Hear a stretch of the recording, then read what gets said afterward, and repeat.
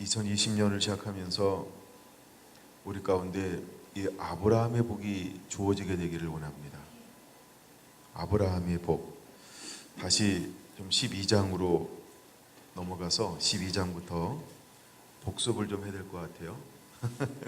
말씀인데 복습이라 그러니까 좀 이상하긴 하네요. 네, 12장. 여호와께서 아브라함에게 임하셨습니다. 그리고 그에게 말씀하십니다. 12장 1절. 너는 너의 고향과 친척과 아버지의 집을 떠나 내가 네게 보여줄 땅으로 가라. 그러면서 하나님은 그에게 언약, 위대한 계획을 가지고 있었습니다. 그 계획이 뭐냐 하면 2절, 3절. 내가 너를 큰 민족을 이루고, 하나님은 그에게 먼저 큰 민족을 이루는 씨로 삼으셨다. 이것이 아브라함의 복입니다. 두 번째는 내가 내게 복을 주어 내 이름을 창대하게 하리니 너는 복이 될지라. 이것이 두 번째 아브라함의 축복입니다.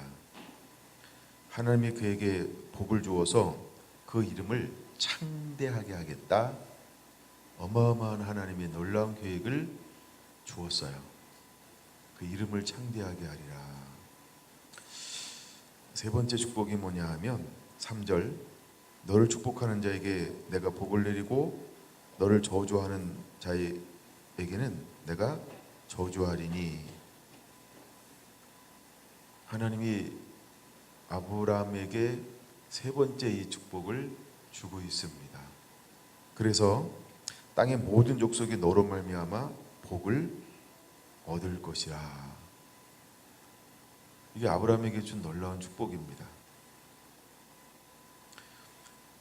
그러고 난 다음에 아브라함이 첫 번째 하는 행동이 뭐냐 하면 12장 4절 이렇게 말하는 겁니다. 이에 아브라함이 하나님의 말씀을 따라갔고. 이게 아브라함의 첫 번째 행동이라는 겁니다. 2020년을 시작하면서 왜 우리가 진리 안에 걸어갈 때, 왜 이런 지금은 진리 안에 걸어갈 때입니다 얘기를 하고 싶은 거예요. 다르게 말하면 지금은 우리가 하나님의 말씀으로 살아가야 할 때입니다. 이 말씀을 하고 싶은 거예요. 2020년 특별히 우리에게 주시는 하나님의 마음의 음성은, 이제 하나님 이 시대에 어떤 사람들을 찾고 있을까? 하나님의 말씀을 따라 살아가는 사람, 하나님의 말씀대로 말씀을 따라 바로 씨름하면서 선한 경주를 하고 있는 사람들. 2020년 하나님은 그 사람들을 원하고 있습니다. 그래서 우리가 2020년을 시작하면서 이제 새롭게 하나님의 진리 안에서 걸어갈 때, 이런 제목으로 오늘 8번째 시간입니다. 여러분과 진리 안에 걸어가게 되기를 원합니다. 말씀으로 살아가게 되기를 원합니다. 이 말씀 안에 온전히 머무는 자들이 되기를 원합니다. 그리고 오늘 이제 아브라함을 통해서 볼 수 있는 첫 번째 행동은 뭐냐 하면, 그가 진리 안에 하나님의 여호와의 말씀을 따라 갔다라는 것입니다. 이 안에는 여러 가지 복잡한 요소가 있어요. 단순하게 크게 두 가지로 한번 정의를 해본다라고 한다면, 하나는 자기 생각, 하나는 하나님의 말씀. 두 가지가 있죠. 오늘을 살아가는 저와 여러분에게도 이 두 가지죠. 내 생각이 있거나 하나님의 말씀이 있거나. 근데 아브라함이 하나님의 말씀을 듣고 첫 번째 했던 행동이 뭐냐 하면, 내 것을 내려놓고 말씀을 따라갔다라는 겁니다. 그러면 두 번째, 아브라함이 따라가는데 온전했냐는 거예요. 아니다라고 지난 시간에 말씀드렸죠. 온전했기 때문에 따라가는 게 아닙니다. 따라갈 만한 완벽한 뭘 가지고 있어서 따라가는 게 아닙니다. 하나님 앞에 또한 사단이 뭐 틈탈 수 있거나 어떤 육적인 요소를 전부는 정복해서 따라가는 게 아니라는 거예요. 하나님의 말씀이 임했을 때 그 말씀을 따라가기로 결단함이 아브라함 속에 그 마음 속에, 생각 속에, 가치관 속에 그 씨앗이라고 하는 것이 딱 떨어지는 동시에 이렇게 해야 되겠다. 그것이 왔어요. 그래서 그것에 반응하고 있는 것입니다. 근데 행동으로 옮겨서 이제 먼 거리를 떠나서 이렇게 오는데 일단 롯이라고 하는 사람을 함께 이제 데리고 온다라고 하는 걸 봐야 되고, 그 다음에 이제 하나님이 처음에는 세겜 땅에 몸을 넣고 그 다음에 옮겨가기 시작합니다. 그 땅 가운데 어떤 일이 일어났어요? 기근이라고 하는 것이 일어났어요. 얼마나 기간이 머물렀을까? 도저히 살 수 없고 생활할 수 없는 메마름. 근데 하나의 소문이 들려오는 것이죠. 저 애굽은 풍성하다, 물이 풍성하고 비옥하면서 먹을 양식이 있다. 사람의 심리죠. 뭐예요? 말씀을 따라왔지만 내 환경이 메말라고 너무 힘드니까 어떤 행동을 합니까? 살궁리. 이게 우리가 기본적인 가지고 있는 요소들이죠. 그래서 아브라함도 살궁리를 하기 위해서 이게 해도 안 되니까 어떻게 한 거예요? 내려갔던 거예요. 근데 이제 우리가 이 속에서 한번 이런 생각을 한번 해봅시다. 아브라함은 우리가 만약에 우리가 현재 우리는 이런 상황을 만났을 때 무엇을 먼저 해야 할까? 그걸 제가 지난 시간에 말씀드렸는데 그것은 바로 하나님을 의지함. 즉 우리가 하나님께 묻는 거예요. 하나님, 내 환경이 가라 있습니다. 근데 환경이 메말랐습니다. 살아보려고 내가 온 힘을 다하며 하나님을 의지했음에도 불구하고 되지 않습니다. 여호와 하나님, 내가 이 상황에서 어떻게 하기를 원하시나이까? 라고 뭘 해야 된다고요? 우리는 묻는 걸 해야 된다는 거예요. 근데 이 시대에는 좀 달랐던 것 같아요. 근데 그래서 아브라함이 택했던 것은 뭐냐 하면 애굽으로 내놓은 것을 택했다라고 하는 겁니다. 근데 오늘날은 우리가 볼 수 있다는 거예요. 그래도 우리는 먼저 그런 상황이 만났을 때 항상 무엇을 먼저 택해야 할까? 말씀보다 기도보다 성령보다 앞서지 않아야 하는데, 그래서 우리는 먼저 똑같이 이런 상황을 만났다라고 한다면 우리는 기도해 봐야 한다는 거예요. 여러분, 우리가 가장 확실하게 담대하게 걸어갈 수 있는 것은 응답받고 가는 겁니다. 묻고 가는 겁니다. 여호와를 의지함으로 나아가는 것입니다. 그냥 내 판단으로 내 견해로 순간적인 것으로 할 때 그렇게 할 수 있어요. 근데 그것을 진행할 때는요, 생각이 많이 번민이 들어올 수 있어요. 막 마음이 나누어질 수도 있고, 그다음에 여러 가지 일을 만날 때 자꾸 뭐예요? 연민, 후회, 뭐 여러 가지 이렇게 분리되는 게 일어날 수 있어요. 근데 내가 이런 상황을 만났을 때 여호와 하나님, 내가 말씀을 따라왔습니다. 그리고 여기서 하나님을 섬겼습니다. 그리고 머물렀습니다. 근데 이 땅이 도저히 제가 생활할 수 없는 환경이 되었어요. 내 힘과 능으로는 내가 할 수 있는 모든 걸 다해서 살아보려고 했지만 살 수 있는 게 없네요. 여호와여, 어떻게 하기를 원합니까? 오늘날 우리에게 그런 상황이 만나면 우리는 그렇게 해야 한다는 겁니다. 아브라함이 그렇게 했다는 게 아니고 우리는 오늘날은 그렇게 해야 한다는 것입니다. 그거를 꼭 기억해야 합니다. 여러분, 매사에 그것을 묻게 되기를 원합니다. 그래서 우리 마음속에 여러 가지 방법으로 하나님의 음성이 올 때까지, 그래서 확신이 올 때까지 우리가 하나님 앞에 엎드렸고 기다리는 그 기다림이 필요하다는 것입니다. 자, 그런데 아브라함은 내려갔다는, 그러나 하나님이 어떻게 했어요? 그에게는 뭐가 있는 사람이요? 하나님의 말씀이요, 하나님의 언약이요, 하나님이 함께하는 하나님의 눈동자, 하나님의 심장, 하나님의 씨앗. 그게 내려갔어요. 근데 그 내려가는 가운데 하나님이 그거 어떻게 했어요? 함께하심, 동행하심을 볼 수 있어요. 그럼 그가 움직이는 것을 하나님께서 이스라엘 땅에 얘 어디 갔냐? 찾았을까요? 아니라는 거예요. 이미 그걸 하나님 다 보시면서 뭐 하는 거예요? 이렇게 하나님께서 저 위에서 누가 이렇게 쳐다보잖아요, 그렇죠? 그런 것처럼 뭐 저를 관찰할 일은 없을 겁니다, 아마. 그렇게 요주 인물이 아니기 때문에. 근데 하나님은 저를 쳐다볼 겁니다. 제가, 그렇죠? 예. 그런 것처럼 하나님이 찾는데 어디가 있는 거예요? 예. 그러시지, 그런 게 아니라는 거예요. 하나님이 여기에 있든 하나님은 아브라함과 이렇게 함께 그래서 그 사항을 만나고 무엇을 의논하고 어떻게 행동하기를 원했는지 뭣도 알아요? 생각도 하시고 마음도 알고 계획도 알고 다 하세요. 그래서 그 가운데 하나님이 개입하시는 거죠. 그러니까 꿈을 주시는 거 아니에요. 꿈은 하나님의 방법입니다. 근데 하나님은 사람에게만 꿈을 주는 것이 아니고, 그렇죠, 애굽의 왕에게도 꿈을 통해서 깨닫게 하는 거예요. 근데 꿈을 딱 꿨는데 뭐예요? 깨달아요. 자기 마음대로 행하는 게 아니라 그걸 깨달아요. 두려움이 오면서 아브라함을 선대해야 되겠구나. 이건 내가 잘못된 행동을 좀 하고 있는 거로구나. 그걸 깨닫게 되죠.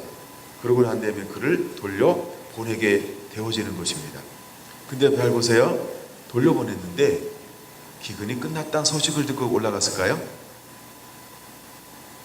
여긴 기록이 없다는 거죠. 기록이 없다는 거죠. 근데 그는 다시 올라가고 있다는 거예요.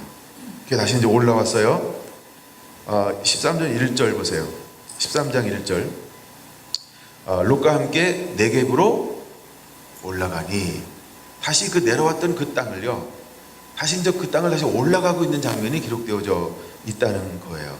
근데 올라갈 때 어떻게 하나님이 그를 만들어서 올려 보내고 있어요? 가축과 은과 금이 풍족하더라. 그 네겝은 지금 사막입니다. 제가 지난번 성리순례 갈 때 거기를 쫙 이렇게 통과하는데 가보셔야 알아요. 내년에 꼭 같이 갑시다. 성지순례. 근데 참 멋있더라고요. 근데 제가 어디를 통과했다 그랬어요? 네겝 사막. 뭐만 보일까요? 사막이죠. 지금도 사막이더라고요. 근데 그것을 지나서 어디까지 갔어요? 베델. 그렇죠. 네겝에서부터 길을 떠나 베델에 이르며 라고 말하고 있어요. 그리고서 장막을 칩니다. 근데 그에게 뭐가 풍부하게 지금 같이 이동하고 있어요? 첫 번째, 가축이요. 근데 아브라함이 그 땅을 왜 떠났어요? 기근이 들어. 그럼 기근이 들었다라고 했을 때 이 가축이 먹을 수 있는 건 있을까요? 기근이 들었는데 가축 먹일 수 있는 풀이 계속 났다라고 한다면 얘 키워서 먹고 또 새끼 나서 키우고 먹고 이러면 되잖아요. 그렇죠? 근데 이게 순환이 안 되니까 내려간 거 아니에요. 그렇죠? 근데 올라올 때 뭐가 풍부해졌어요? 가축. 근데 그 가축이 죽었더라? 아니죠. 배가 되고 증식되고 더 번성하는 역사가 일어나서 그 땅에 거할 수 없어서 아브라함의 식솔들과 롯의 식솔들과의 잦은 분쟁이 일어났다라고 말하고 있습니다. 그러면 그 보이지 않는, 여기 기록되어져 있지 않지만 그 보이지 않는 그 기간에 어떤 것이 지금 손길이 임하고 있는 거예요. 하나님의 놀라운 손길과 하나님의 섭리와 계획이 그 가운데 지금 머무르고 있다라고 하는 걸 우리가 이 말씀을 읽으면서 깊이 묵상을 한번 해봐야 한다는 거예요. 우리가 보여지는 고난도 있지만 이 사이에 보여지지 않는 것 가운데 끊임없이 지금 누가 돌보고 있어요? 어떤 역사가 일어나고 있어요? 그러니까 여러분, 우리가 기근만 초점을 두면 안 돼요. 내가 말씀을 따라갔는데 왜 기근이 와야 돼요? 이 정도는 하나님이 그 다음 걸 줄 수가 없어요. 왜 그럴까요? 늘 의문을 갖는다, 늘 불만을 한다, 늘 자기 또 중심으로 바라본다. 그걸 하나님이 쓰실 수가 없어요. 근데 아브라함은 그렇지 않아요. 여기 손 하나 껴놓고 느헤미야 9장 8절을 먼저 보고 한번 넘어올게요. 느헤미야 몇 장이라 그랬어요 제가? 9장 8절입니다.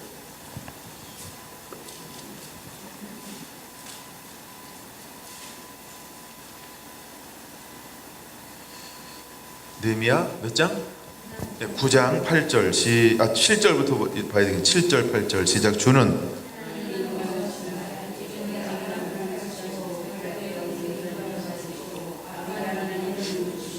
그의 마음이 주 앞에서 충성됨을 보시고 그와 더불어 언약을 세우사 가나안 족속, 헷 족속과 브레기스 족속과 여보스 족속과 기르게스 족속 그의 씨에게 주리라.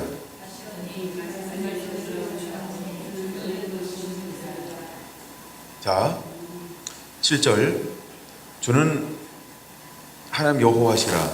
옛적에 아브람을 택하시고 갈대아 우르 땅에서 인도하여 내시고 아브라함이라는 이름을 주셨어요.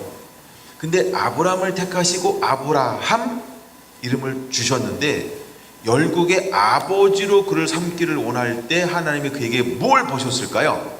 그게 8절인 거예요.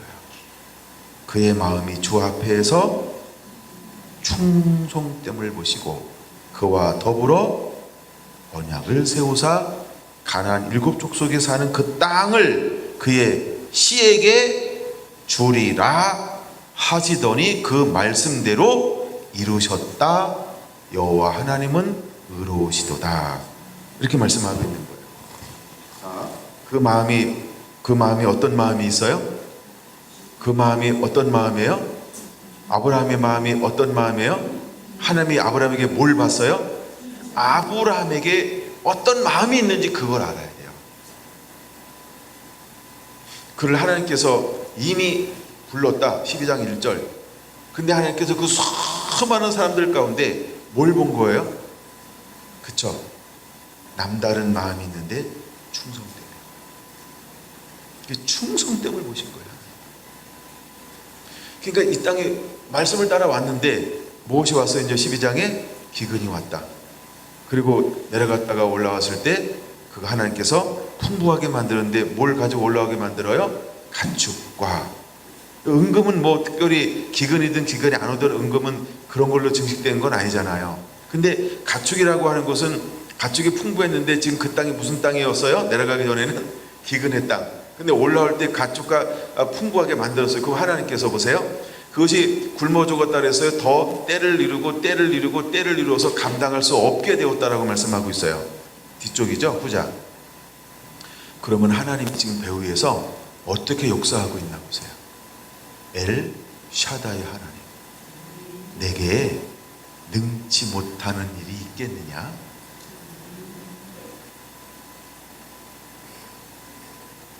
하나님이 18장 14절에도 그렇게 말씀하고 있어요. 하나님은 엘샤다의 하나님이라는 거예요. 그래서 기근 때문에 내려왔지만 하나님께서 그 애굽의 왕을 이렇게 돌보셨고, 그쵸? 다시 올라오게 하셨고, 올라왔을 때 이미 하나님이 올라오는 동시에 뭐가 끝났을까요? 기근. 그리고 그 땅에 뭐가 나기 시작했을까요? 그렇죠. 싹이 나는 거예요. 풀이 나는 거예요. 다시 돋아나는 땅이 된 거예요. 하나님의 무엇을 내려줬을까요? 하늘의 이슬과 하늘의 은총, 은혜, 비를 주기 시작합니다. 그 땅이 자라나기 시작합니다. 근데 내려갔다 오면서 지난번에 제가 이렇게 표현했어요. 왜 내려갔다 오게 만들었을까? 하나님의 아브라함의 마음을 만지시는 거예요. 뭐 하지 말라고? 너 다시는 내려가지 마. 너 다시는 네 생각대로 하지 마. 너 다시는 네 판단대로 하지 마. 너 다시는 기도하지 않고 하지 마. 이렇게 했어요. 그러면 보세요. 그 이후로 아브라함은 기도하고 했을까요? 기도하지 안 하고 했을까요? 1번일까요? 2번. 기도했다, 기도하지 않았다. 1번이에요, 2번이에요?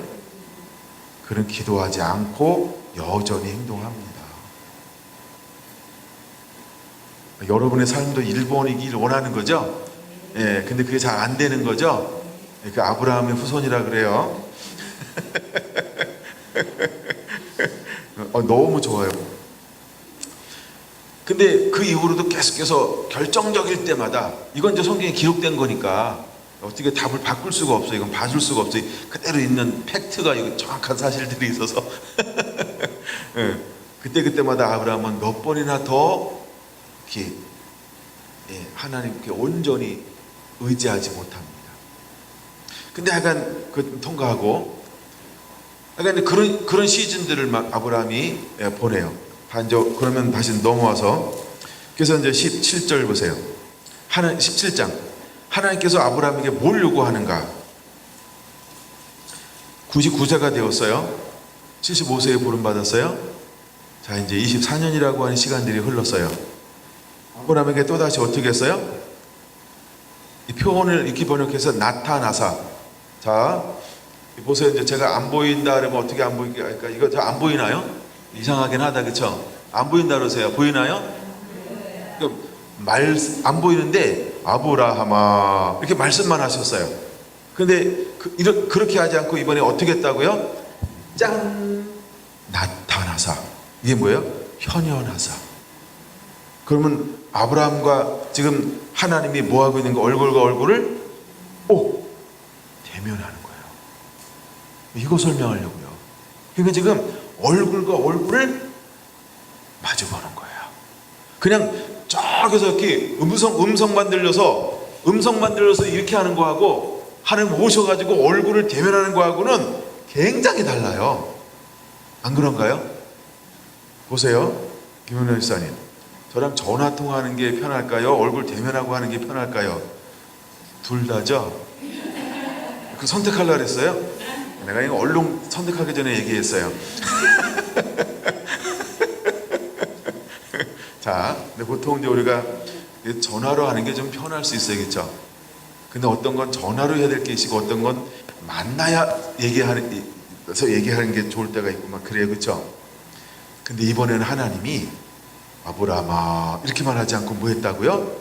나타나서 찾아오셨어요. 그치, 원아? 오늘 원희도 은혜 받고 있어요. 나타나셨어요. 찾아오셨다는 거예요. 왜 찾아왔을까? 이거는 중요하기 때문에 그런 거예요. 그냥 물론 음성 주는 것도 굉장히 중요한데 직접 오셨다? 이건 굉장히 중요한 것이기 때문에 그렇다는 거예요. 근데 나타나셔서 뭐라고 말씀하시는가 보세요. 그에게 이르시되 나는 전능한 하나님이라 너는 내 앞에서 행하여 완전하라. 하나님이 오셔서 이런 계획을 풀어놓는 이유는 뭔가 하나님께서 새로운 일을 하시겠다는 거예요. 뭔가 하나님께 지금 새로운 것을 하고 싶어 하는 거예요. 근데 하나님께서 아브람에게 뭘 요구하냐면 너는 내 앞에 행하여 완전할 수 있겠니? 완전하라. 그걸 요구하는 거예요. 2020년 하나님이 우리에게 한 발 더 나가 뭘 요구하고 있을까? 너 진리 가운데 걸어갈 수 있겠니? 너 말씀대로만 순종할 수 있겠니? 하나님은 오늘 우리에게 그걸 요구한다는 거예요. 아멘.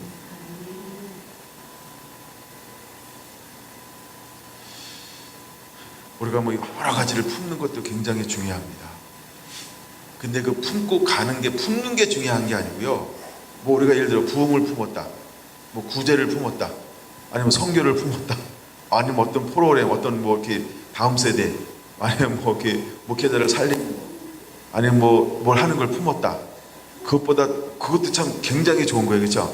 근데 그것보다 더 우선되는 게 뭐였냐면 우리가 내가 말씀 안에서 그걸 품었니? 이게 먼저 요구가 뭐예요? 말씀 안에서 먼저 머무르는 거예요. 그래서 우리가 2020년을 먼저 말씀 안에서 먼저 시작되기를 원합니다. 근데 하나님은 그에게 뭘 요구하냐면 너는 내 앞에서 행하여 완전하라. 근데 지금 아브라함이 완전한 부분도 있지만 어떤 부분도 있어요? 자라나면서 불완전한 부분도 계속 있잖아요. 그래서 온전히 하나님을 의지하고 신뢰하고 바라만 보는 것이 아니고 의지하고 신뢰하고 바라보며 나아가면서도 가끔씩 의문을 갖고, 그렇죠? 가끔씩 자기가 생각대로 하고 자기 앞서가고 있기도 하고 막 이랬단 말이에요. 앞서간 행동들이 몇 번이나 성경에는 기록이 되어져 있어요. 내가 횟수를 정확하게 파악하지 못해서 횟수를 말할 수 없지만 얼총 봐도 한 네 번, 5번은 자기 생각대로 가는 게 이미 앞에 12장, 13장, 14장, 15장, 16장에 기록되어져 있단 말이에요. 예. 그런 기록들이 있어요. 뭐 이스마엘이면 어떻게 했습니까? 자기 집에서 들렸던 자기의 몸종 누구죠? 엘리에셀인가?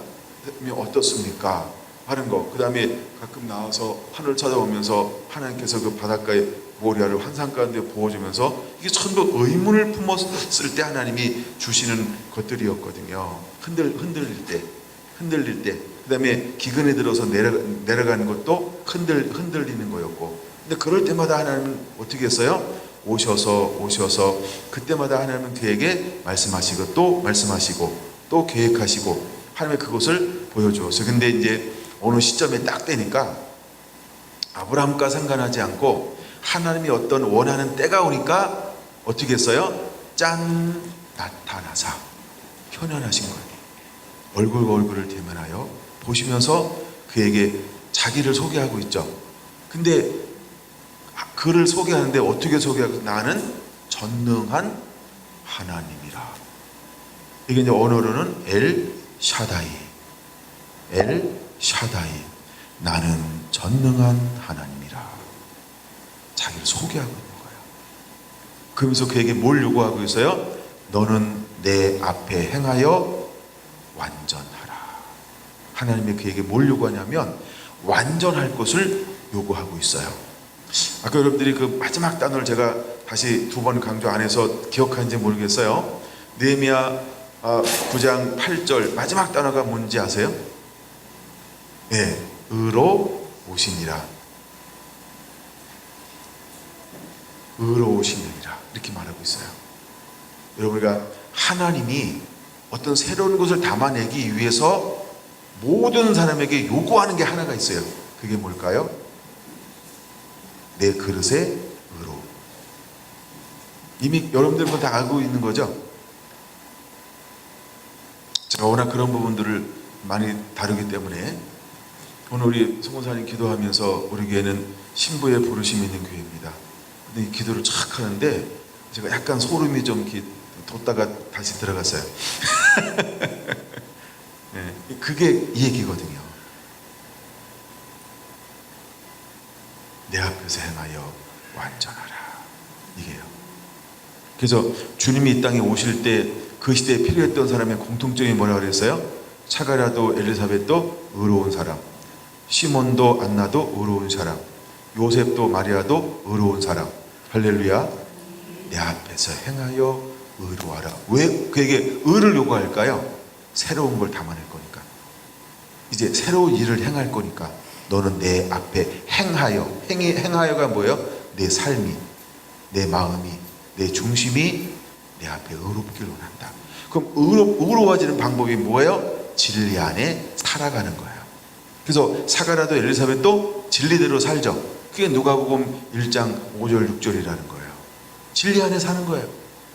요셉도 의로운 자였어요. 진리로 살아가 말씀대로 순종하여 살아가고 있는 거예요.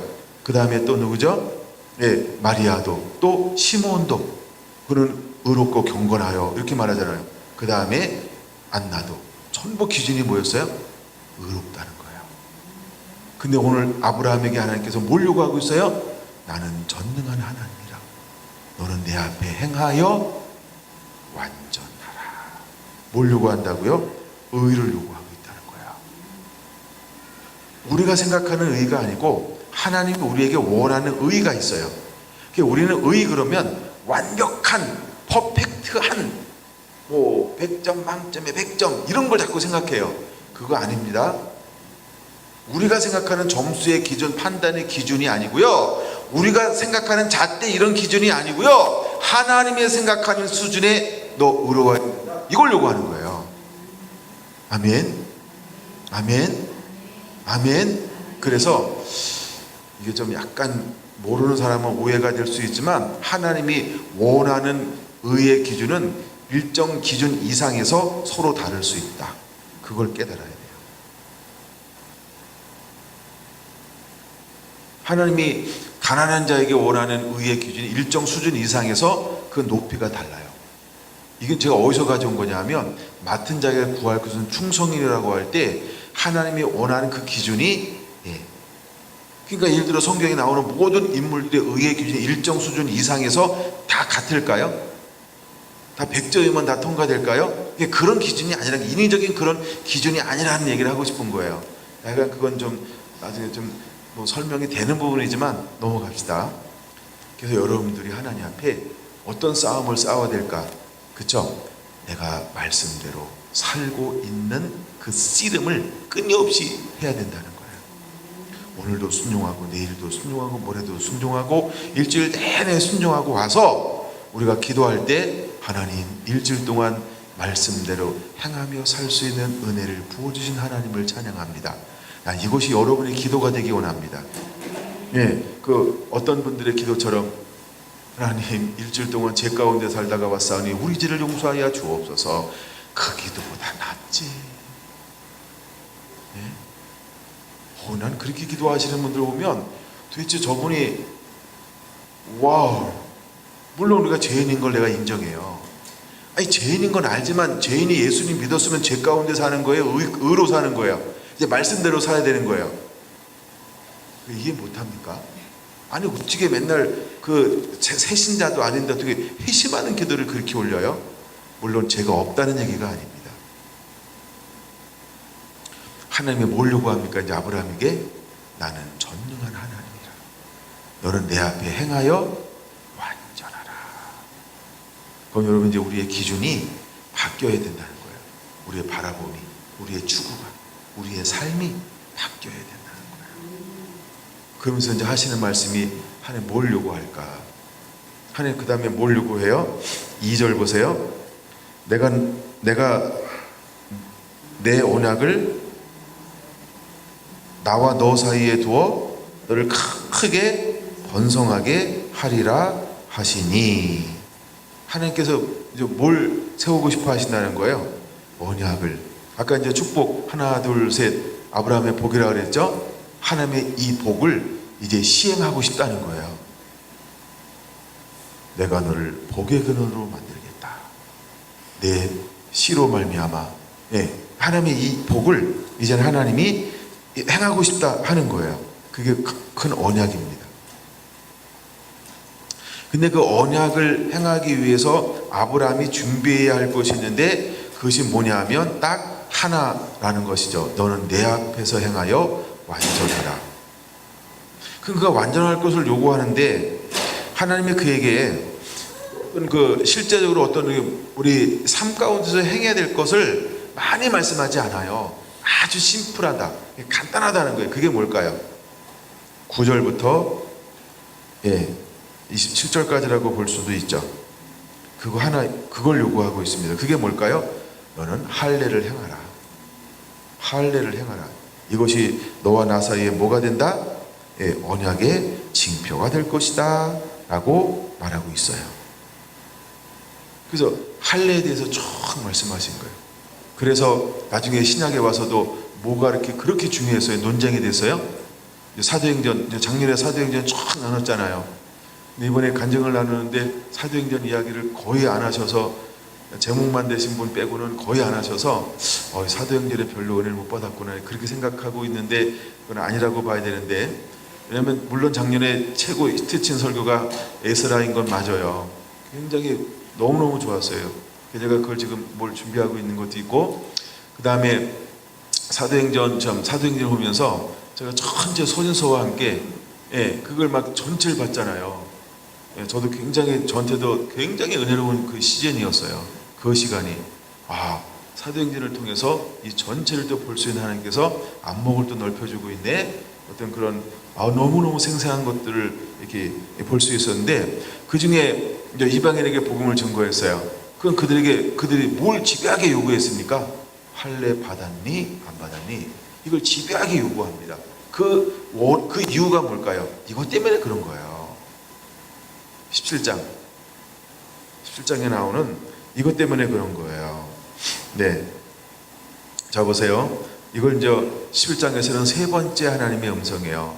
두 번째 음성은 3절에 기록되어져 있죠. 아브라함이 엎드렸더니 하나님이 또 그에게 말씀하여 이르시되 하면서 또 말씀하셨으니까 두 번째 음성. 세 번째 음성이 뭐냐 하면 9절 보세요. 하나님이 또 아브라함에게 이르시되, 그러니까 11장의 세 번째 음성이죠. 그러면서 9절 보세요. 그런즉 너는 내 언약을 지키고 내 후손도 되도록 지키라. 너희 중 남자는 다 할례를 받으라. 이것이 나와 너의 후손 사이에 지킬 내 언약이라. 보통 우리가 언약이 뭐야 그러면요, 말씀 이렇게 할 수 있단 말이에요, 그렇죠? 근데 여기서 말하는 언약이 뭐예요? 할례 받아, 그게 언약이라는 거예요. 할례를 받아라, 그게 언약이라는 거예요. 아브라함과 하나님 사이에 이스라엘 백성들이 행해야 될 언약 중에 하나가 뭐라고요? 모든 남자는 할례를 행하라. 태어난 지 며칠 만에 8일 만에 할례를 받으라. 그럼 그 이전에 태어난 사람은 지금, 약속이 지금 선포됐으니까 지금. 그래서 하나님이 그 말씀을 하고 이제 가셨어요. 그런 다음에 어떤 일이 벌어지냐 하면 바로 이 23절 보세요. 23절 2에 아브라함이 하나님이 자기에게 말씀하신 대로 이날에, 뭐 일주일 뒤도 아니고요, 3일 뒤도 아니고요, 자 우리 이거 강구해가지고 준비하고도 이런 것도 아니고요. 그러니까 여기서 어떤 의미가 있는 거예요? 즉시라는 의미가 있다는 거예요. 즉시라는 의미요. 우리가 어린아이와 같다라고 할 때 하나님의 찾는 사람 중에 어떤 사람들을 찾을까? 이런 사람들이요, 즉시 행하는 사람이요. 앞뒤 가릴 거 없어요. 의논할 거 없어요. 내가 기도하고 응답받고요. 아니 그분이 말씀하셨는데 뭔 또 응답을 또 받으려고 그래요? 그거 감동 아닙니다. 그렇죠? 그 고상한 척하는 거 그거 가짜라 그런 거예요. 아니 그분이 말씀하셨으면 그분이 말씀했는데 그분한테 뭘 또 다시 묻고 내게 특별히 뭘 다시 말씀해 주시면 할게, 이렇게 얘기한다. 근데 아브라함은 어떻게 했어요? 23절 보세요. 이 아브라함이 하나님의 자기에게 말씀하신 대로 이날에 그 아들 이스마엘과 집에서 태어난 모든 자와 돈으로 산 모든 자 곧 아브라함의 집 사람 중 모든 남자를 데다가 그 표표를 배웠으니 아브라함이 그의 표표를 벤 때에는 99세였고 그의 아들 이스마엘이 그의 표표를 벤 때는 13세였더라. 이날에 아브라함과 그 아들 이스마엘이 할례를 받았고 그 집의 모든 남자 곧 집에서 태어난 자와 돈으로 이방 사람들에게서 산 자가 다 그와 함께 할례를 받았더라. 할렐루야. 그럼 이제 이것을 행함으로 하나님과 아브라함 사이에 무엇이 형성이 된 거예요? 언약 관계가 이제 형성이, 뭘 하면서 언약 관계가 형성이 된 거예요? 하나님의 말씀을 그대로 순종함으로 언약 관계가 형성된 거예요. 근데 하나님께서 뭘 요구했어요? 모든 남자, 내 안에 있는 모든 남자는 할례를 행하라. 그리고 그 이후에 태어난 사람들을 전부 뭘 해야 돼요? 8일 만에 남자마다 할례를 행함으로 몸에 그 흔적을 간직하는 거예요. 그리고 몸에 흔적을 간직하는 게 여러 가지가 있어요. 그 중에 하나가 이제 할례라고, 그 다음에 또 하나가 세례라는 거예요. 세례. 근데 나중에 하나님은 우리가 흔적을 간직하는데 어디다가 흔적을 간직하라 그랬어요? 유기하지 말고 내 마음에 하라. 그래서 우리가 마음에 흔적을 간직해야 돼요. 그래서 하나님께서 우리에게 인을 친다라고 할 때 보통 우리가 이제 인을 치면 뭐 이런 것도 있어요 막. 그러나 인을 치는데 우리가 어떻게 칠까요? 하나님 우리 마음에 인을 치는 거예요. 그 흔적을 간직하는 거예요.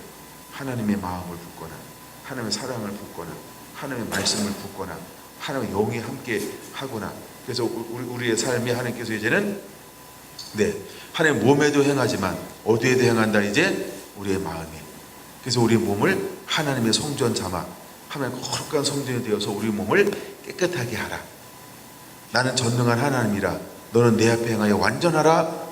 아브라함에게 요구했던 것처럼 하나님은 우리의 몸을 어떻게 하기를 원해요? 거룩하게, 온전하게, 깨끗하게 구별되기를 원하는 거죠. 할렐루야. 이제 우리가 하나님 앞에 이렇게 온전히 행하는 자가 되어야 할 줄로 믿습니다. 그 준비가 우리 안에 일어나야 하는 거예요. 그것이 바로 아브라함의 축복이 우리 가운데 풀어지는 것입니다. 하나님은 그 축복을 우리에게 부어주기를 원하고 있는 것이죠. 자, 두 번째 음성을 한 번 더 살펴보면서 한 단어를 하나 보기를 원하는데 6절 한번 보겠습니다. 자, 이제 하나님께서 이제 그냥 언약을 좀 더 읽을게요. 4절, 보라 내 언약이 너와 함께 있으니 너는 여러 민족의 아버지가 될지라. 이것이 하나님의 이제 그 언약 중에 하나죠.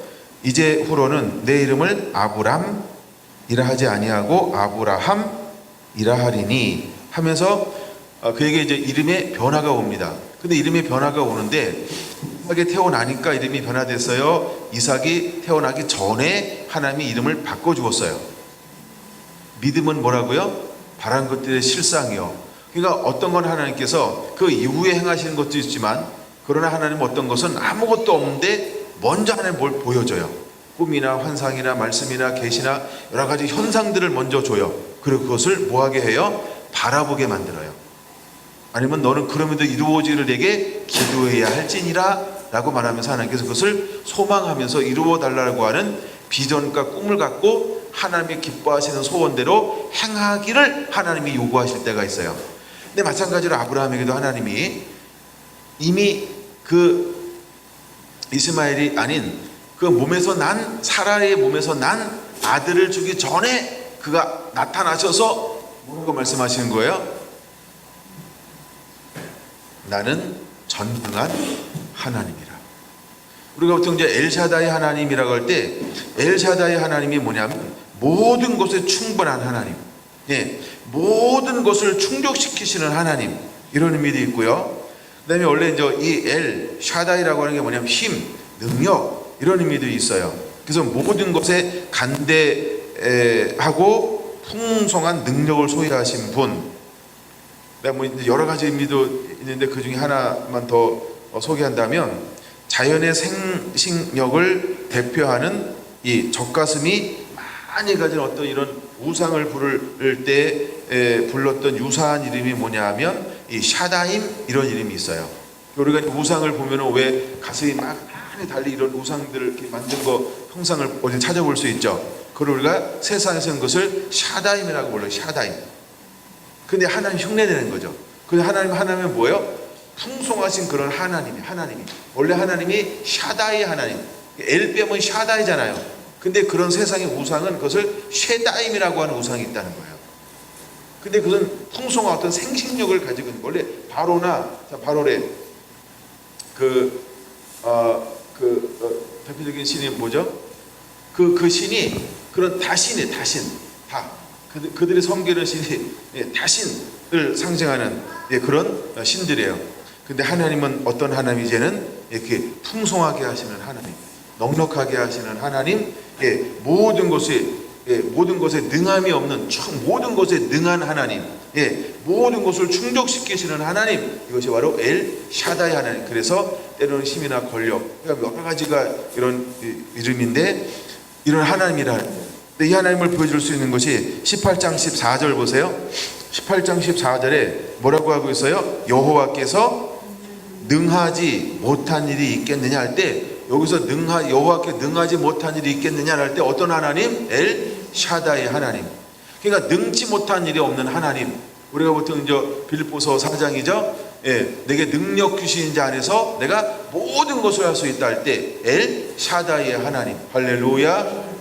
하나님은 이런 하나님. 그 다음에 그 마리아에게 와서 마리아에게서 와서 하잖아요. 능치 못한 일이 없느냐 할 때 엘 샤다이의 하나님. 할렐루야. 그 다음에 엘리사벳이 끊어졌는데 그게 놀라운 권능이 일어났어요. 어떤 하나님? 엘 샤다이의 하나님. 전부 이때 어떤 하나님으로 만나줄까요? 엘 샤다이의 하나님. 할렐루야. 한나에게 어떤 하나님의 능력이 부어진 걸까요? 엘 샤다이의 하나님의 은혜가 부어지는 거예요. 그 다음에 마노아라고 하는 그 가정 가운데 어떤 하나님의 은혜가 임한 걸까요? 내게 능치 못하는 일이 있겠느냐? 엘 샤다이의 하나님의 능력이 그에게 임하니까 누가 태어나는 거예요? 삼손이라고 하는 첫 번째 나실인이 그 삶 가운데, 가정 가운데서 태어나게 되어지는 거예요. 아멘. 여러분, 하나님은 왜 나를 전능한 하나님이라고 요구하고 있을까? 하나님께서 모세를 불러서 내 나는 거룩하니 내 발에 신을 벗으라 라고 요구하잖아요. 하나님 그에게 뭘 보여주고 싶은 거예요? 새로운 것을 행할 때, 새롭게 자기를 드러낼 때마다 하나님이 요구하는 것은 하나를 요구한다는 거예요. 너는 내 앞에 행하여 완전하라, 의로하라. 완전하라, 의롭다라고 이 말이, 완전하라는 말이 뭐냐 하면 너 내 말씀 안으로, 이런 거예요. 내가 말씀 안으로, 말씀대로. 하나님이 그것을 아브라함에게 요구하고 있어요. 여러분, 우리도 이제 2020년 우리가 왜 진리 안에서 살아가야 될 것인가? 왜 진리 안에서 살아가야 될 것인가? 여러분들 이것이 깊은 묵상이 도전이 일어나게 되기를 원합니다. 자, 그래서 하나님이 이제 그에게 뭘 주겠다는 거예요? 이름을 먼저 바꿔줬어요. 그 다음에 17장 6절, 내가 너를 심히 번성하게 하리니. 그럼 아브라함은 번성하는 것을 얼마나 보았을까요? 그쵸? 아브라함은 시작. 근데 지금 우리는 어떤 시즌에 살고 있어요? 점점 가면 갈수록 주님이 오시는 시즌에 살고 있어요. 아브라함은 시작이니까 점으로 시작해서 하나로 시작해서 둘, 그 다음에 12, 그 다음에 75, 그 다음에 이제 400년이 지나고 난 다음에 막 번성의 민족 이렇게 됐잖아요. 그럼 나중에 다시 오실 때에도 허다한 영혼들이 주님 앞에 아브라함의 자손, 믿음의 사람으로 돌아와야 돼요. 그럼 여러분, 하나님이 우리를 통해서 하고 싶어하는 일이 뭘까? 그렇죠. 수없는 추수의 비전이에요. 제가 오늘 여러분들에게도 다 카톡방에 올렸죠. 그런 추수의 비전들이 여러분 안에 새롭게 일어나게 되기를 원합니다. 그런 꿈, 이것이 여러분에게 기도가 되기를 원합니다. 그래서 우리가 그런 하나님의 열망에 이렇게 이제는 순종할 수 있는 준비가 되어져야 할 줄로 믿습니다. 제가 마태복음을 읽다가 9장 38절이죠. 추수할 주인에게 청하여 추수할 일꾼 보내어 주소서 하라. 그럼 우리가 해야 될 일이 뭘까요? 주님, 우리에게 추수할 일꾼을 보내어 주옵소서. 지금도 그 배경이 뭐냐면 예수님께서 두루다니면서 사역하셨어요. 근데 무엇이 없는 걸 봤어요? 추수할 사람. 추수할 것은 많은데 추수할 일꾼이 없는 거예요. 그래서 그 아버지 긍휼의 마음, 그들을 향한 불쌍히 여기는 마음. 그래서 뭘 너희가 청구하라고 요구하고 있어요? 야, 추수한 주인에게 청하여. 그럼 추수한 주인이 누굴까요? 하나님이에요. 성경을 전부 보세요. 아버지가 농부지, 그분이 주인이에요. 그쵸? 잘 모르시나요? 성경을 계속 많이 읽다 보면 그냥 성경이 막 보여야 돼요. 주인에게 청한다 할 때는 하나님이에요. 그래서 그분의 마음은 어디 있는 거예요? 추수할 것. 왜 추수할 일꾼이 없어서 지금 놓치고 있고 버리고 있다는 거예요. 우리 농사 또 시즌이 있잖아요. 걷어들일 때 걷어들이지 않으면 어떻게 돼요? 없습니다. 때가 지나서 걷어들일 수가 없어요. 시즌이 있다는 거예요. 그 때가 있다는 거예요. 그럼 여러분, 하나님이 마지막 때 어떤 한 우리를 쓰고 싶을 때 그 때를 위해서 우리는 뭘 하고 있어야 될까? 준비되어져 있어야 한다는 거예요. 그래서 큰 제목이 뭐냐 하면 진리 안에 걸어갈 때라는 거예요. 우리가 하나님의 말씀으로 살아갈 때라고 하는 거예요. 우리가 2020년 이 준비가 일어나고 준비가 되어져 있는 그런 성도가 되기를 원합니다. 할렐루야, 할렐루야. 네, 그 하나님이 말하는 거예요. 내가 너로 심히 번성하게 하리니. 하나님 어떤 계획을 가지고 있냐면 하나님 심히 번성하게 하겠다. 찾아오셔서 말씀하시는 거예요. 근데 이것이 지금에야 앞으로 장차 이루어질 일이에요. 그렇죠? 이 얘기는 미래죠. 예언적인 거죠. 그러니까 두 번째 만남은, 두 번째 이야기는 예언적인 말씀을 선포하고 있는 거예요. 오셔서 지금 두 번째 하시는 말씀은 예언적인 말씀을 풀어놓고 있는 것이죠. 근데 그 예언이 그대로 이루어져서 지금 우리가 살고 있는 이 시점은 어떤 시점이에요? 이제 그 이 예언이 완전히 성취되어져서 이제 끝나갈 그 시점에 우리가 살고 있는 거예요. 그래서 우리는 더욱더 하나님의 말씀 안에서 그분이 마음껏 쓰실 수 있는 그런 준비가 되어져 있는 통로가 되어야 할 줄로 믿습니다. 자, 보세요. 하나님께서 우리에게 성령을 팍 뿌렸어요. 너 나가서 그물을 던져라. 그러면 그물을 던져야 되잖아요. 뭘로 던질 거예요? 어떤 그물을 던질 거예요? 오늘 하나님께서 능력 주겠죠. 은혜 주겠죠. 수많은 사람들이 두 가지예요. 그게 제가 이제 지난 시간에도 이거 얘기했어요. 자, 고린도 교회가 어떤 교회냐? 수많은 능력이 풀어졌단 말이에요. 근데 그것만 가지고도 온전히 사람들이 세워지는가요? 안 세워지잖아요. 그래서 3장에 뭘 주러 왔어요? 밥을 주러 왔어요. 근데 그렇게 많이 능력과 기적과 표적이 있는데 그들이 뭘 못 먹어요? 밥을 못 먹어요. 밥을 못 먹어요.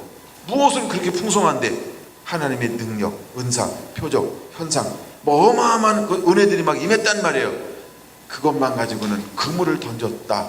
어떻게 된다? 끄집어 올릴 수가 없다는 거예요. 왜 끄집어 올릴 수 없을까요? 올려 땡기는데요, 그물이 뚝뚝뚝 터져버려요. 아니, 그런 은사가 있는데요, 능력이 있는데요, 기름 부음이 있는데요, 표적이 있는데요, 예언도 있는데요, 방언도 있는데요, 예, 또 뭐야, 치유도 있는데요, 또 뭐 환상도 있는데요, 권면도 있는데요, 예, 내적 치유도 되는데요, 왜 그물이 뚝뚝뚝 끊어질까요? 뭐가 부족한 걸까요? 뭐가 지금 빠진 거예요? 뭐가 지금 문제예요? 준비가 덜 된 거죠. 여러분, 우리가 반쪽 가지고 안 된다고 얘기했죠. 또 하나가 뭐예요? 하나님의 말씀과 성령의 능력입니다. 그래서 사도 바울이 복음 증거할 때 뭘로 했어요? 지혜로 하지 않냐고, 성령의 나타남의 능력으로 한 거예요. 근데 예수님의 사역에 성령의 나타남의 능력은 무엇과 무엇으로 조화를 이루나요? 하나님의 말씀과 성령의 나타남. 그래서 제자들은 무엇으로 무장하고 파송한 거예요? 하나님의 말씀과 성령으로 무장하고. 그래서 우리의 말씀은 어떤 말씀이어야 합니까? 우리의 말씀은 어떤 말씀이어야 됩니까? 손 하나 껴놓고요, 요한복음 3장 다시 한번 갔다 올게요. 요한복음 3장 알아는 말씀이지만 또 한 번 보죠. 요한복음 3장 34절 시작. 하나님이 보내신 이는 하나님의 말씀을 하시나니 이는 하나님의 성령을 한량없이 주심이니라. 할렐루야. 하나님의 말씀을 하는 사람은요, 성령을 한량없이 부어줘요.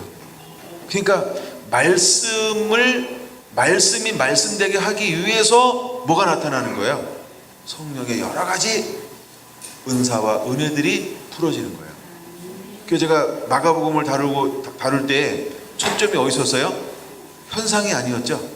예수님께서 치유하려고 오셨다? 아니라고 그랬죠. 귀신 쫓아내려고 오셨다? 아니라고 그랬죠. 무엇하고 오셨다? 영혼을 구원하려고 오셨다.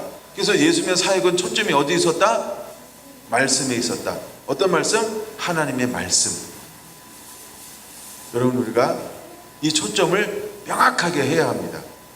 그래서 2020년을 시작하면서 주제가 진리 안에서 걸어갈 때라. 그래서 주제가 그렇게 되는 거예요. 우리가 지금은 말씀으로 그대로 살아갈 때예요.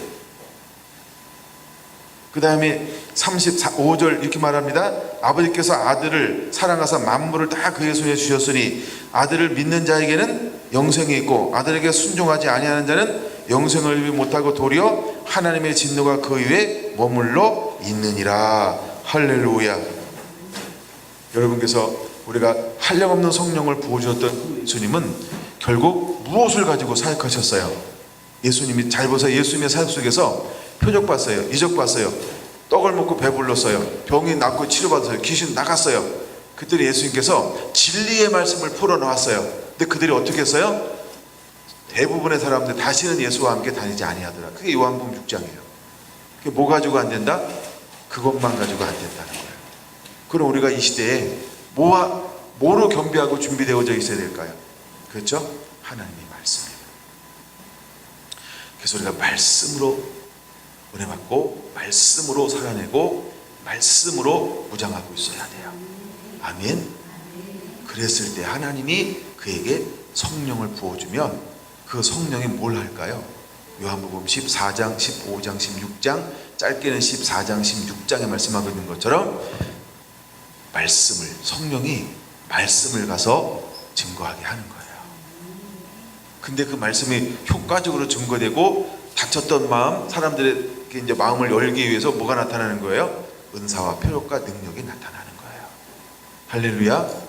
둘 다 있어야 됩니다. 둘 다 있어야 됩니다. 나는 둘 다를 사모합니다. 나는 둘 다 어마어마하게 일어났으면 좋겠습니다. 여러분들이 그런 주인공이 됐으면 좋겠습니다. 안 일어나는 게 문제지. 일어나는 것은 대박입니다. 근데 둘 다 일어나야 합니다. 여러분들이 말씀에 게을리지 않게 되기를 원합니다. 그리고 실제로 하나님의 성령의 능력을 터부시하지 않게 되기를 원합니다. 그건 교만입니다. 그건 교만입니다. 예? 그거 교만입니다. 능력도 일어나야 되고 은사도 퍼벌나게 일어나야 되고 말씀도 무지막지하게 풀어져야 합니다. 난 참 갈라디아서 1장 11절 12절 너무 그게 감동이 돼요. 물론 그 위에 있는 말씀도 굉장히 감동이 되지만 그 위에 있는 말씀이 뭐냐 하면 내가 사람을 기쁘게 하려 하나님을 기쁘시게 하려. 누굴 좋게 해야 될까요? 우리가 하나님이요. 그러면서 사도 바울이 고백하는 게 뭐예요? 내가 사람에게서 받은 것도 아니고 배운 것도 아니고 어떻게 했다고요? 하나님께서 받은 거라는 거예요. 갈라디아서 1장 11절 12절 눈으로 보고 계신 거죠? 감사해요. 훈련이 잘 돼서 말만 하면 다 찾아서 얼마나 감사한지 몰라요. 딴 데 가면 그냥 나만 쳐다보고 있어서 아는 분만 통하고 모르는 분은 그냥 이렇게 앉아 있어서 가끔 이게 안 통해요. 자꾸 봐야 돼요. 말씀을 자꾸 봐야 돼요. 할렐루야. 여러분에게도 사도 바울에게 임했던 이 은혜가 그대로 임하게 되길 축원합니다. 그 주인공이 되시기를 바랍니다. 너무 멋지잖아요. 단순히 어디 가서 배우기만 했다. 내가 눈이 그건 사석에서 설명하는 거예요. 이 마이크 잡고 그런 걸 강조하지 않아서 그렇지 사석에서는 그런 거 엄청 강조하잖아요. 그거 가지고 안 됩니다. 맨날 쫓아만 다녀본다고 생각해 보세요. 그럼 쫓아다니면 됩니까? 내가 20년 전에 쫓아다녔는데 지금도 쫓아다니는 사람들이 있어요. 쫓아다니는 걸 뭐라 그러는 게 아니고 다니는 게 뭐라 그러는 게 내가 아니고요. 혼자 있을 때 뭐가 안 해요? 우물을 안 봐요. 그리고 뭐만 있으면 뭐 가끔 가겠지. 근데 가끔 가는데 거기 만나서 또 날 알아봤겠지. 그래서 그럴지 모르지만 우물을 파는 시간들이 필요해요. 자기가 하나님 앞에 독대해서 하나님 앞에 막 해야 하잖아요. 전부를 걸고 막 하나님 앞에서 씨름해야 되잖아요. 네? 우리에게 그게 필요해요. 은혜 받으러 가기도 하고 그러나 그보다 더 중요한 게 뭔데요? 먼저 막 깊이 계속 그렇게 씨름하는 게 있어야 돼요. 그 씨름만 얻고 가서 그냥 쉽게 될 거 없이 막 받아오려고 받을 수 있어요. 근데 이런 사람들 중에 롱런한 사람들은 그렇게 달라요. 다를 수 있다는 거. 또 다 그런 건 아니에요. 다 똑같이 뭐 어떤 기준이 있거나 다 그런 건 아니잖아요. 그렇죠? 다 달라요. 근데 일반적인 걸 제가 말한 거예요. 일반적인 것을. 그 여러분은 뭘 또 균형 감각이 있어야 되는데 첫째, 집답하세요. 말씀 가지고 거룩한 씨름을 하세요. 말씀을 가지고 거룩한 씨름을 하세요. 제가 오죽했으면 지난주에는 마가복음 1장 2장 이것만 읽었다고 그게 강구하고 말씀을 나눌까요? 아니 3장이 안 넘어가. 왜? 1장 2장 보는데 계속 은혜를 부어주니까. 근데 영이 붙잡고 있는 것처럼 느껴져요. 그래서 3장을 못 가겠는 거예요. 그래서 1장인데 너무 감사하고 그 깨달아짐이 감사하고 은혜가 감사하고 말씀에 보여주는 게 감사하고 이미 내 마음은 창세기 이제 쭉 나눠야 되는데 왜냐면 첫째 계속 창세기 나누려고 저기 창세기 쫙 왔잖아요. 그래서 창세기 나눠야 되는데 갑자기 다시 또 신약 읽기 시작하는데 그게 그렇게 은혜가 되는 거예요. 웬일이니 그래서 그 말씀 나누는데 그런가 봐요. 누가 들을 분이 있었다고. 누가 들을 분이 있었다고. 너무 감사하지 않아요? 네? 너무너무 감사한 거예요. 어떤 거는 나를 위한 말씀이다 막 이렇게 고백해. 혹시 그런 거 있으면 자꾸 고백 좀 많이 해주면 좋겠어요. 목사님 저 음의 기사로 좀 가끔 좀 나도 좀 필요한 것 같아. 음의 기사로. 아니 뭐 내가 목사님이 교만하면 안 돼. 그걸 지가 생각하고 있어. 그쵸? 그건 중보기도 하는 거고요. 그냥 목사님도 가끔 기 좀 살려줘. 나 그 말 들으면 좋던데. 성도들이 은혜 받았다는데 왜 그게 은혜 받았다고 얘기 들으면 그게 교만해요. 그쵸? 난 가끔 여러분들이 해주는 분들 있으면 너무 감사하더라고. 내가 이렇게 밖에 나서 사역해도요, 은혜 받았어야 했는데 은혜 받았다 뭐 이런 말보다도 은혜 받았는데 그 삶을 살고 있어. 다음에 만났는데 난 그런 분들이 참 이쁘고 좋다.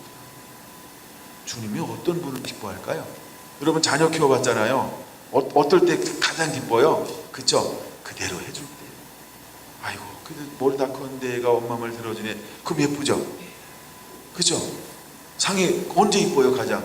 그래도 뭐라는데 잔소리 아이 가만히 쓸데없네 그러면서도 또 행하면 그쵸 그렇게 이쁠 때 있고 막 그게 이쁜 거야.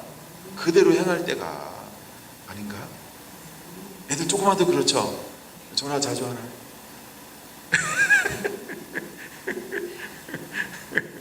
네, 그럴 때 참 이쁜 거예요. 그럴 때가 이쁜 거예요. 그냥 뭐든지 이쁠 때도 있지만 어떤 이렇게 표현해 줄 때, 그쵸? 표현해 줄 때. 왜냐면 우리 진이가 우리 엄마하고 얼마나 뒹구는지 몰라요. 얼마나 이쁜지 몰라요. 그럼 나 속으로 이제 면접 시집 가는데 그게 너무 감사한 거예요. 시집 가서 이제 남편하고 뒹굴어야지. 근데 엄마하고 뒹구는데 너무 행복한 거예요. 그 관계가. 왜냐면 그렇게 할 수 있는 관계가 영원하지 않잖아요. 앞으로 얼마나 더 그렇게 하겠어요. 몇 년이나. 그죠? 예. 난 꼭 이게 시집 가란 얘기에 빨리 너무 늦게 30 넘지 말라 이 얘기하는 거예요 지금. 또 해줄 때 해야 감사하지. 그냥 40 넘었는데 집에 있다. 예, 참 곤란해요. 내가 왜 40이라고 얘기했는지 알겠죠? 예. 고개도 끄덕거려주네. 예, 이제 갈 때 가야 돼, 이제. 내가 너 안 보고 여기서 있으면 30이라고 얘기할 뻔했어, 내가.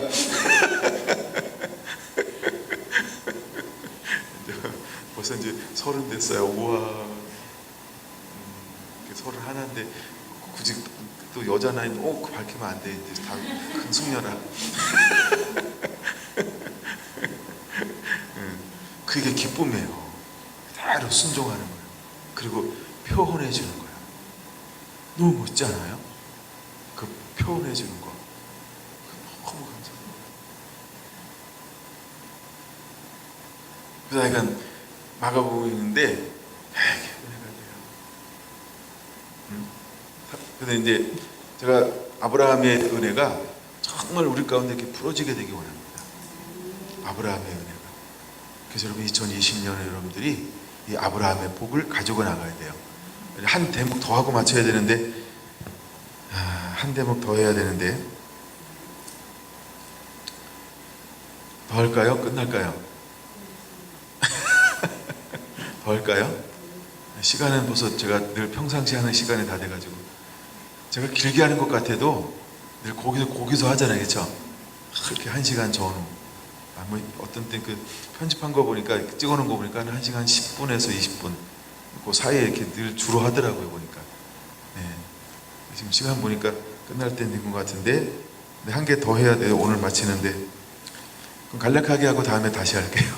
그 부분을 간략하게 뭐냐 하면 이제 아브라함에게 하나님께서 15절에요.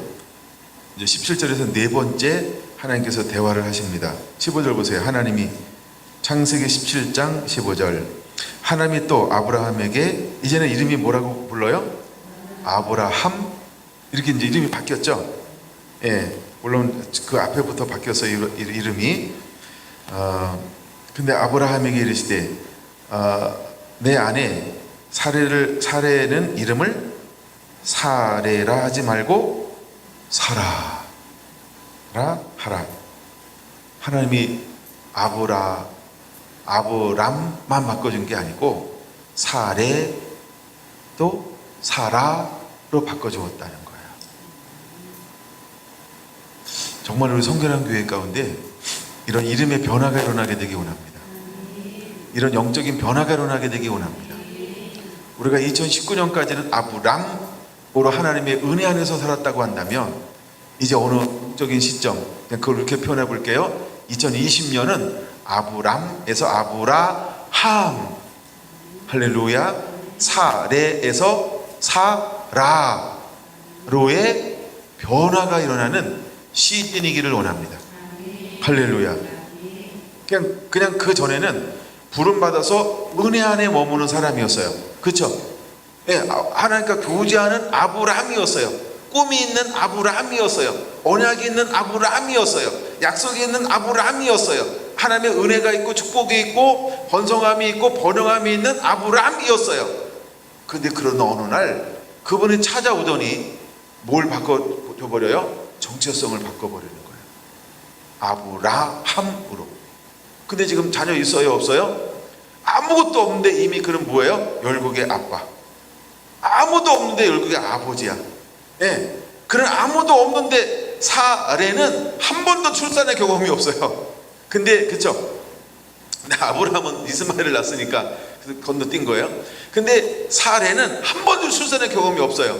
근데 이삭이 태어나기 전에 이미 그는 뭐로 살아가요? 이제 사라, 열국의 어머니로 살아가요. 여러분, 우리 안에 2020년은 이런 영적인 변화가 일어나게 되기 원합니다. 여러분에게 2020년 이런 영적인 변화가 일어나는 해가 될 줄로 믿습니다. 이것을 누리시기 바랍니다.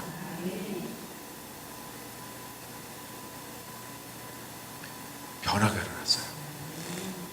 놀라운 시즌이 여러분의 주인공입니다. 그랬는데 이 소식을 들었던 사라라 그럴까 레라 그럴까 사라가 반응을 좀 보려고 그래요. 어떤 반응을 보이던가요? 이 소식을 들었던, 자 19절 보세요. 아브라함이 엎드려 웃으며 마음속으로 이르되 100세나 된 사람이 어찌 자식을 낳을까? 사라는 99세니 어찌 출산하리요? 하고 이렇게 말하고 있어요. 나중에 문맥으로 볼 거고요. 먼저 이제 아브라함 이야기를 하죠. 근데 하나님께서 자기 얘기 하는 게 아니고 아내 얘기하면서 자기 사고 아내 생각하니까 아브라함이 어떤 모습을 보였어요? 웃으면서 마음속으로 무슨 생각하는 거예요?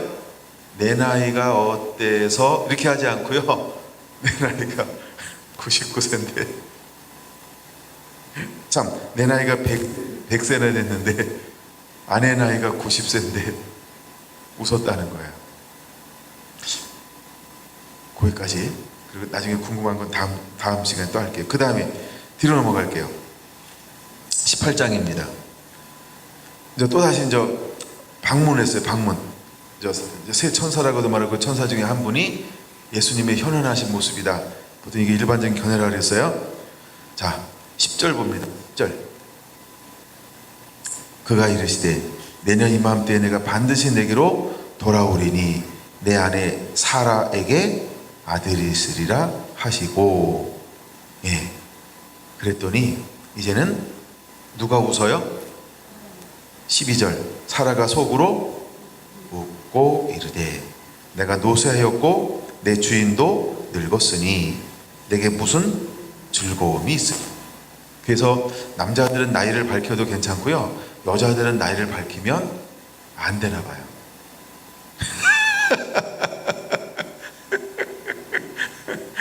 읽다가 참 재미난 걸 발견한 거예요. 그렇죠? 아브라함은 나이를 들이대잖아요. 내 나이가 어때서 이러잖아. 근데 사라는 늙었고 이러잖아요. 내 몸이 노쇠하고 이러고, 몸무게 다 아는데 비밀이잖아요. 그렇죠? 그런 것처럼 나이도 다 아는데 비밀이잖아요. 아니 뭐 굳이 이렇게 이게 그게 이제 여자들 어떤 성격인가 뭔가 있잖아요. 근데 남자는 얼마예요? 이거 쉽게 얘기해, 그렇죠? 남자들끼리는. 근데 아마 근데 보면서 이게 참 재밌었어요. 어머나, 아 이게 여기서부터 시작됐구나. 이게 여기서부터 시작됐구나. 하긴 그건 제가 읽다가 재밌는 걸 한번 소개한 거고요. 자, 아브라함도 웃었어요. 왜 웃었어요? 내 나이가 100세인데. 그 다음에 사라도 웃었어요. 내 몸이 노쇠하였거늘. 그들은 지금 하나님과 함께 있어요. 부름 받았어요. 언약도 있어요. 그렇죠? 근데 많은 은혜도 막 경험했죠. 은혜 경험한 거 모르시나요? 어마어마한 은혜를 지금 누리고 있잖아요. 계속. 그러니까 똑같아. 제자들과 예수님이 함께 있을 때 누린 거랑, 그 다음에 그 이스라엘 백성들이 그 애굽에서 누려서 이렇게 건너온 거랑, 그 다음에 초대교회 때 예수님이 사역하면서 초대끼리 그 막 다른 군중들이 누렸던 거랑, 그 다음에 네 번째가 고린도 교회에서 막 어마어마한 은혜가 풀어진 거랑, 이런 게 성경에 나오는 거랑 거의 똑같다는 거예요. 그 은혜 누렸다. 근데 결정적일 때 반응이 뭐예요? 왜 웃을까요? 왜 웃을까요? 왜 웃을까요? 왜 그럴까요? 진리 안에 온전히 거하지 않았기 때문에.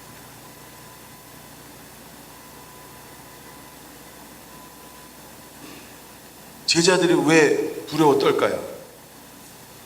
왜 난 아니야? 지난번 했잖아요. 베드로 난 아니야. 왜 그랬다 그랬어요? 그렇죠. 예수님과 함께 있다 그 진리에 걸어가는 거 아니에요. 아직 뭐가 임하지 않았어요? 인침이요. 깨달음이요. 말씀에 인침이 아직 오지 않았어요. 그래서 웃는 겁니다. 웃는 이유가 뭐예요? 속으로 웃으면서 뭐 생각했어요? 내가 100세인데. 이게 긍정이에요? 부정이에요? 왜 약간 연약함이 보일까요? 진리 안에 온전히 서지 않은 거야 아직. 아시겠습니까? 조금 아까 말했던 그 몇 가지가 전부 그런 유의 말씀이에요. 그래서 흔들리는 거예요. 그래서 그것까지 안 된다는 거예요. 아브라함이 부름받았다, 언약이 있다, 약속이 있다, 풍성해졌다, 거부가 되었다, 뭐 허벌나게 뭐 됐다. 근데 뭐 그것만 가지고 안 된다는 거예요. 하나님이 약속을 줬다. 근데 약속을 줬는데 뭐예요? 웃잖아요. 내 나이가 90인데 내 아내가 저 할망구인데. 이게 아브라함의 생각이에요. 그것 가지고 안 된다는 거예요. 하나가 더 필요하다는 거예요. 그게 뭔지 이미 아시죠? 여러분, 우리가 내 마음에 말씀의 인침을 받아요. 마음의 문을 열어서 그 말씀이 내 안에 깨달아져서 심겨진 말씀이 돼야 돼요. 그래서 심겨질 때만 능력이 되는 거예요.